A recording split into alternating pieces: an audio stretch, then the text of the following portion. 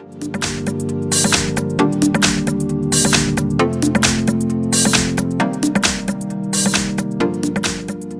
I have KRUGER MATZ Live 7, and let me show you how to add fingerprint protection on the following device.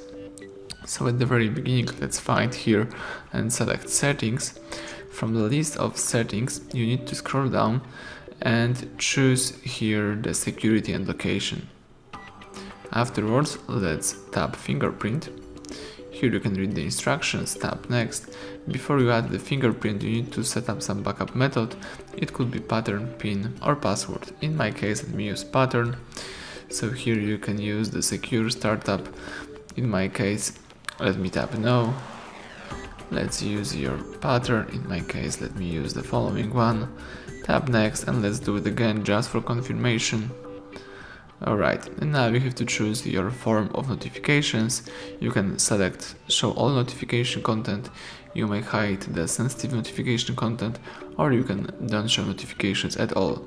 In my case, let me show all content, tap done. So now you need to touch the sensor. The sensor is located at the back of the device, right here. So let's just start tapping a couple of times on your sensor to save the whole fingerprint. As you can see, the progress bar is in front of you. Let's do it a couple of times. That's it, fingerprint added.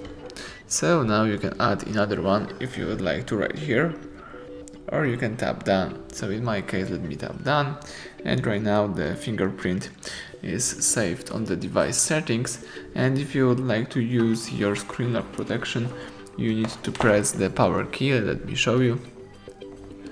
And as you can see right now, to enter your device you need to use your pattern, or you may also accomplish that by using the fingerprint.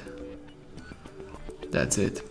So everything went well, thank you for watching. Please subscribe our channel, leave thumbs up under the video.